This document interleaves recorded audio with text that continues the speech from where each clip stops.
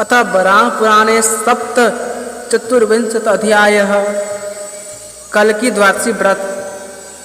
दुर्वासा जी कहते हैं, मुने पूर्व कथित व्रतों की भांति यही भाद्रपद मास के शुक्ल पक्ष में जो एकादशी होती है उस तिथि में कल्कि व्रत करना चाहिए। इसमें विधि पूर्वक संकल्प कर देवादिदेव भगवान श्री हरि की इस प्रकार रचना करनी चाहिए।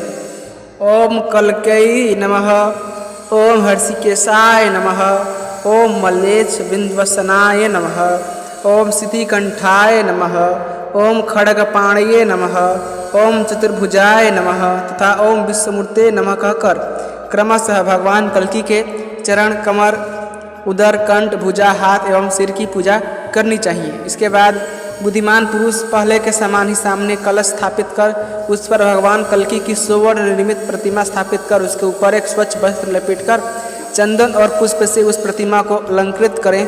पुनः प्रातःकाल उसे किसी शास्त्र की ज्ञाता ब्राह्मण को दान कर दे। मुनिवर, इस प्रकार यह व्रत करने पर जो फल प्राप्त होता है उसे सुनो। बहुत पहले काशीपुरी में विशाल नामक एक पराक्रमी राजा थे। बाद में उनके गोत्र के व्यक्तियों ने ही उनके राज्य को छीन लिया। अब वे गंधमादन पर्वत के पवित्र बद्री बन के क्षेत्र में चले गए और तप करने लगे।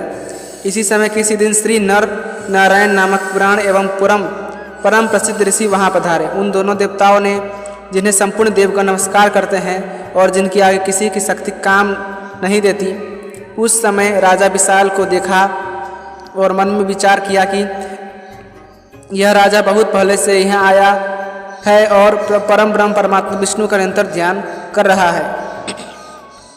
अतः नर नारायण ने प्रसन्न होकर उन निष्पाप नरेश से कहा, राजेंद्र, हम लोग तुम्हारी कल्याण कामना से वर देने आए हैं।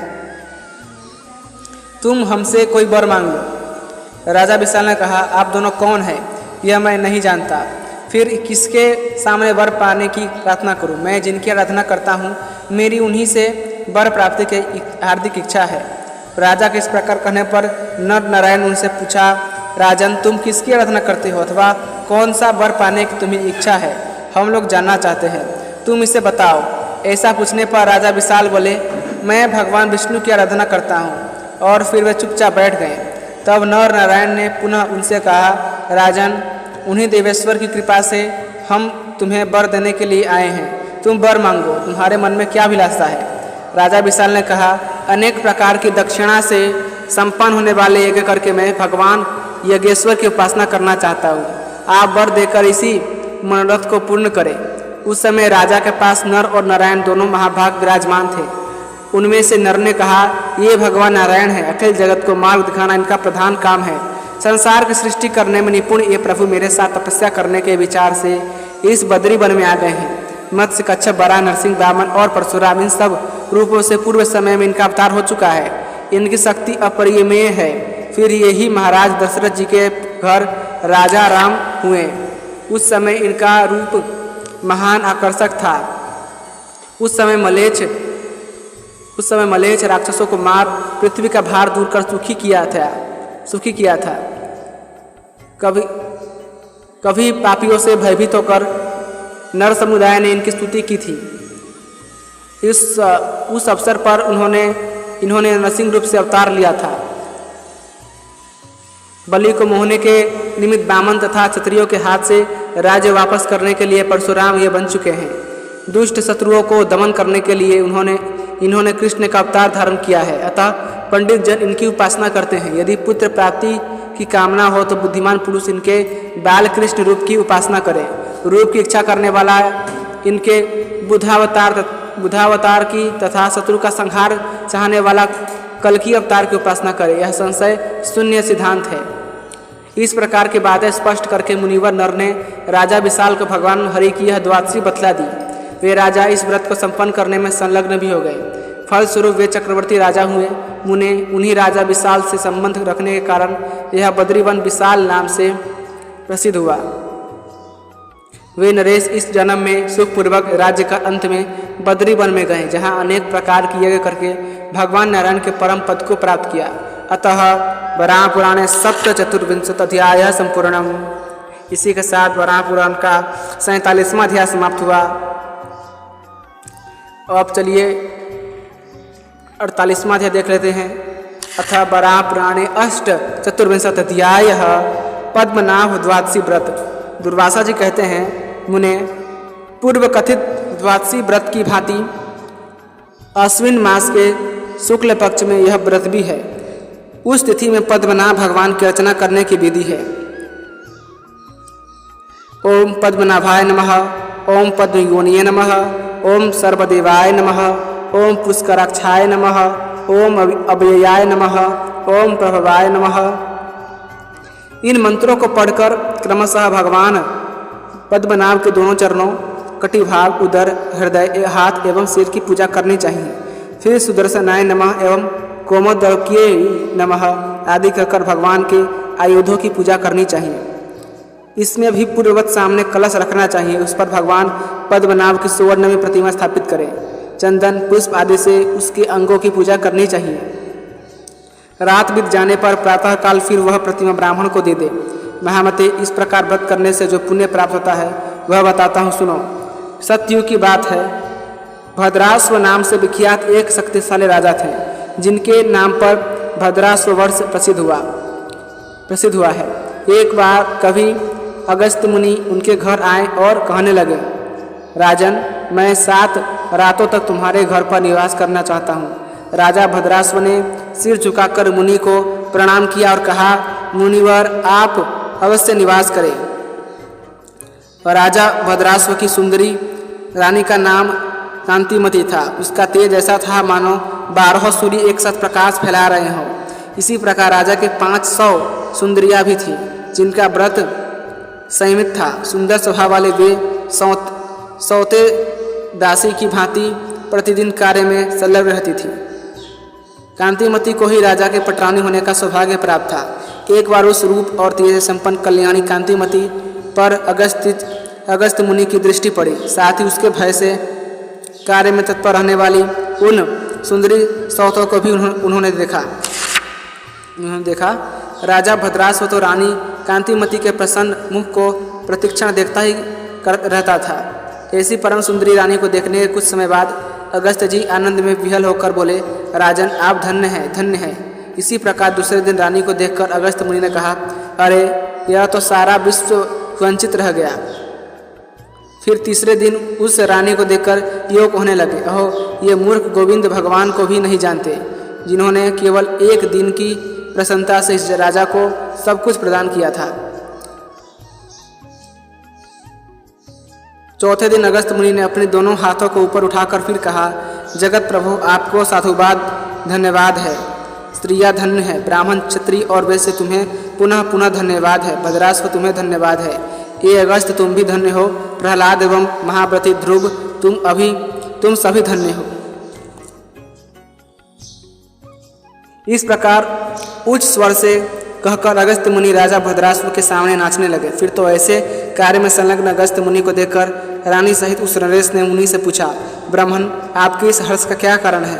आप क्यों इस प्रकार नृत्य कर रहे हैं? मुनिवर अगस्त ने कहा, राजन, बड़े आश्चर्य की बात है, तुम कितने ज्ञानी हो। साथ ही तुम्हारा अनुगमन करने वाले मंत्री, पुरोहित और अन्य अनुजीवी भी मूर्खी हैं, जो मेरी बात समझ नहीं पाते। इस प्रकार अगस्त मुनि के कहने पर राजा भद्राश्व ने हाथ जोड़कर कहा, ब्राह्मण, आपके मुख से उच्चारित पहली को हम नहीं समझ पा रहे हैं। अतः हे महाभाग, यदि आप अनुग्रह करना चाहते हो तो मुझे बताने की कृपा करें। अगस्त जी बोले, राजन, पूर्व जन्म में यह रानी किसी नगर में हरिरथ नामक एक वैश्य के घर में दासी का काम करती थी। उस समय भी तुम ही इसके पति थे। हरिरथ के ही यहाँ तुम भी सेवावृत्ति से एक कर्मचारी का काम करते थे। एक समय की बात है, आश्विन मास के शुक्ल पक्ष की द्वादशी का व्रत नियम पूर्वक करने के लिए वह वैश्य तत्पर हुआ। स्वयं भगवान विष्णु के मंदिर में जाकर पुष्प एवं धूप आदि से उन प्रभु की पूजा की। तुम दोनों स्त्री एवं पुरुष उस वैश्य की सुरक्षा के लिए साथ हैं। पूजनोपरांत वह वैश्य तो अपने घर लौट आया। हे महामते, दीपक बुझ न जाए इसलिए तुम दोनों को वहीं रहने की आज्ञा दे दी। उस वेश्या के चले जाने पर तुम लोग दीपकों को भली भांति जलाकर वहाँ बैठे रहे। राजन, तुम लोग पूरी एक रात जब तक सवेरा न हुआ तब तक वहाँ से नहीं हटे। कुछ दिनों के बाद आयु समाप्त हो जाने के कारण तुम दोनों स्त्री पुरुषों की मृत्यु हो गई। उस पुण्य के प्रभाव से राजा प्रियव्रत के घर तुम्हारा जन्म हुआ और तुम्हारी यह पत्नी जो उस जन्म में वैश्य के यहाँ दासी का काम करती थी अब रानी हुई है। वह दीपक दूसरे का था। भगवान विष्णु के मंदिर में केवल उसे प्रज्वलित रखने का काम तुम्हारा था। यह उसी का ऐसा फल है। फिर जो अपने द्रव्य से श्री हरि के सामने दीपक प्रज्वलित करे उसका जो पुण्य है उसकी संख्या तो की ही नहीं जा सकती। इसी से मैंने कहा, राजन, आप धन्य हैं, आप धन्य हैं। सत्य युग में पूरे वर्ष तक, त्रेता युग में आधे वर्ष तक तथा द्वापर युग में 3 महीनों तक भक्ति पूर्वक श्रीहरि की पूजा करने से विद्वान पुरुष जो फल प्राप्त करते हैं, कलयुग में उतना फल केवल ओम नमो नारायणाय कहकर प्राप्त किया जा सकता है। इसमें कोई संशय नहीं। इसलिए मेरे मुख से निकल गया यह सारा जगत वंचित हो गया है। मैंने केवल भक्ति की बात कही है। भगवान विष्णु के सम्मुख दूसरे के जलाए दीपक को प्रज्वलित कर देने मात्र से ऐसा फल प्राप्त हुआ है। अब जो मैंने मूर्ख होने की बात कही इसका अभिप्राय इतना ही है कि भगवान के मंदिर में दीप दान करने के महत्व को ये लोग नहीं जानते। मैंने ब्राह्मणों और राजाओं को धन्यवाद इसलिए दिया है कि जो अनेक प्रकार के यज्ञों द्वारा भक्ति के साथ उक्त विधि से श्रीहरि की उपासना करते हैं वे धन्यवाद के पात्र होते हैं। मुझे उन प्रभु के अतिरिक्त इस जगत में अन्य कुछ भी नहीं दिखता, अतः मैंने अपने को भी धन्य कहा। इस स्त्री को तथा तुम्हें धन्य बताने का कारण यह है कि यह एक वैश्य के घर सेविका थी और तुम भी सेवा का ही कार्य करते थे। स्वामी के चले जाने पर तुम लोगों ने भगवान के मंदिर में दीपक को प्रज्वलित रखा, अतः यह स्त्री और इसे बढ़कर तुम धन्यवाद के पात्र हो। प्रहलाद के शरीर में आसुर भावना के बीज थे, फिर भी परम पुरुष परमात्मा को छोड़कर उनकी दृष्टि में अन्य कोई सत्ता न थी, अतः मैंने उन्हें धन्य कहा है। ध्रुव का जन्म राजा के घर में हुआ था। बचपन में ही वे वन में चले गए और वहाँ भगवान विष्णु की आराधना कर सर्वोत्कृष्ट सुंदर स्थान प्राप्त किया। महाराज, इसलिए मैंने ध्रुव को भी साधु कहा है। अगस्त जी से राजा भद्रासव ने संक्षेप रूप से उपदेश देने की प्रार्थना की थी, अतः मुनि ने कहा, राजन, अब कार्तिक की पूर्णिमा का पर्व आ गया है, मैं पुष्कर क्षेत्र जा रहा हूँ। यों कहकर वे चल पड़े। पुष्कर जाते समय ही वे राजा भद्रासव के महल पर रुके थे और उन मुनिवर ने राजा को वहीं द्वादशी व्रत करने का उपदेश दिया था। चलते समय मुनि राजा को पुत्र प्राप्ति का आशीर्वाद दे गए। राजा भद्रासव ने भी भगवान पद्मनाभ की द्वादशी का व्रत किया। फलतः वे पुत्र पौत्र और उत्तम से उत्तम भोगों से संपन्न होकर अंत में भगवान पद्मनाभ के धाम को प्राप्त हुए। अतः वराह पुराणे 8 अध्याय संपूर्ण। इसी के साथ वराह पुराण का 48वां अध्याय समाप्त हुआ। अथ वराह पुराणे 9 अध्याय धरणी व्रत। दुर्वासा जी कहते हैं, अगस्त जी पुष्कर तीर्थ में जाकर पुनः राजा भद्रासव के भवन पर ही वापस आ गए। मुनि को अपने वहाँ आए देखकर उन राजा के मन में महान हर्ष हुआ। उन धार्मिक नरेश ने उन्हें आसन पर बैठाया और पाद्य एवं अर्घ्य आदि से पूजा कर कहने लगे, भगवान, आपके आदेशानुसार आश्विन मास की द्वादशी को व्रत विधि का मैंने अनुष्ठान किया। अब कार्तिक मास में यह व्रत करने से जो पुण्य होता है वह मुझे बताने की कृपा कीजिए। अगस्त जी बोले, राजन, कार्तिक मास की विधि पूर्वक द्वादशी व्रत के और फल की बात मैं तुमसे कहता हूँ, तुम उसे सावधान होकर सुनो। व्रती को मेरे द्वारा पहले बताए विधान के अनुसार संकल्प करके स्नान करना चाहिए। फिर भगवान नारायण की ओम सहस्त्र शीर्षे नमः, ओम पुरुषाय नमः, ओम विश्वरूपिणे नमः, ओम ज्ञान स्रवाय नमः, ओम श्रीवत्साय नमः, ओम जगत ग्रसिण्वे नमः, ओम दिव्यमूर्तये नमः तथा ओम सहस्त्रपादाय नमः। इन मंत्रों द्वारा क्रमशः सिर, भुजा, कंठ, अस्त्रों, हृदय देश, उदर, कटिभाग तथा चरण देश की पूजा करनी चाहिए। विद्वान पुरुष अनुलोम क्रम से भी पूजन करें। फिर ओम दामोदराय नमः कहकर सभी अंगों की एक साथ पूजा करनी चाहिए।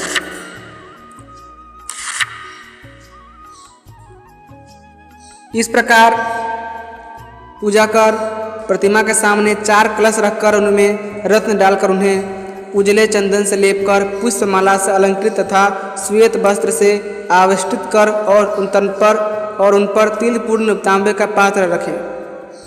महाराज फिर उनमें चारों समुद्र की कल्पना करें। फिर उनके मध्य भाग में भगवान श्री हरि की प्रतिमा स्थापित कर विधिवत पूजा करनी चाहिए। उस दिन रात में जागरण कर भगवान की मानसिक पूजा कर वैष्णव यज्ञ का अनुष्ठान करें। बहुत से योगी पुरुष 16 दल वाले चक्र में योगीश्वर प्रभु की अर्चना करते हैं। इस प्रकार पूजन का कार्य समाप्त हो जाने पर प्रातः 4 समुद्रों की भावना से कलशों को 4 ब्राह्मण को दान कर दे। प्रतिमा 5वें वेदज्ञ ब्राह्मण को देनी चाहिए। जो 2 अथवा 4 प्रतिमाएं भी देने की विधि है। यदि दान ग्रहण करने वाले ब्राह्मण पंचरात्र आगम के आचार्य हो तो सर्वोत्तम है। उन्हें देने पर हजारों व्रतों का फल प्राप्त होता है। जो इस व्रत के रहस्य को स्पष्ट बताने में कुशल है तथा मंत्रोच्चारण पूर्वक विधि संपन्न करते हैं, ऐसे व्यक्ति को दान करने से वह करोड़ गुना फल देता है। अपने गुरु के रहते दूसरे का आश्रय लेने वाले और उसकी पूजा करने वाले की दुर्गति होती है। उसके किए हुए किसी दान का कोई फल नहीं है। अतः प्रयत्न करके सर्वप्रथम गुरु का सम्मान करना चाहिए, इसके बाद दूसरे को दे। गुरु पढ़ा लिखा हो अथवा कुछ भी ना जानता हो, फिर भी उसे भगवान श्री हरि का स्वरूप जानना चाहिए। गुरु चाहे उत्तम मार्ग का अनुसरण करता है अथवा अधम मार्ग का, किंतु शिष्य के लिए एकमात्र वही गति है। जो व्यक्ति पहले गुरु का सम्मान कर फिर मूर्खता के कारण पीछे उसके प्रतिकूल व्यवहार करता है, वह पतित होता है और करोड़ युगों तक उसे नरक की यातना भोगनी पड़ती है। इस प्रकार दान कर द्वादशी के दिन भगवान विष्णु की पुनः विधि पूर्वक पूजा करनी चाहिए। फिर ब्राह्मणों को भोजन कराए और उन्हें अपनी शक्ति के अनुसार दक्षिणा दे। इसका नाम धरणी व्रत है। पूर्व काल में दक्ष प्रजापति ने इस व्रत का आचरण किया था। फलस्वरूप वे प्रजापति के पद पर प्रतिष्ठित हुए और अंत में मुक्त होकर सनातन श्री हरि में लीन हो गए। हय्यई वंशी कृत्यवीर्य नामक नरेश ने भी यह व्रत किया था, जिसके प्रभाव से उसे कार्तवीर्य नामक पुत्र प्राप्त हुआ। अंत में वह भी सनातन श्री हरि के लोक में चला गया।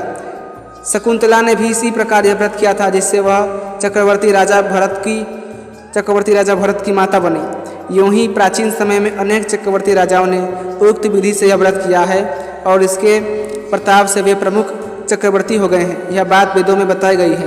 प्राचीन समय में पाताल में डूबकर कालक्षेप करती हुई पृथ्वी ने भी इस उत्तम व्रत को किया था। तभी से यह व्रत धरणी व्रत के नाम से प्रसिद्ध हुआ।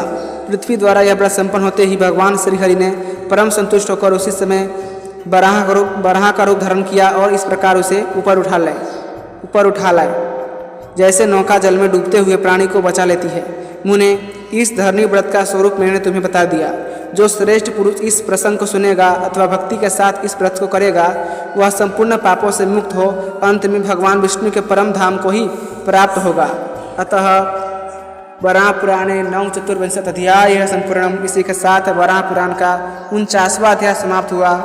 यदि आपको ये कथाएँ पसंद आती है तो कृपया करके इस चैनल को सब्सक्राइब करें, वीडियो को लाइक करें और अपने दोस्तों के साथ जरूर शेयर कीजिएगा। धन्यवाद। जय श्रीमन्नारायण।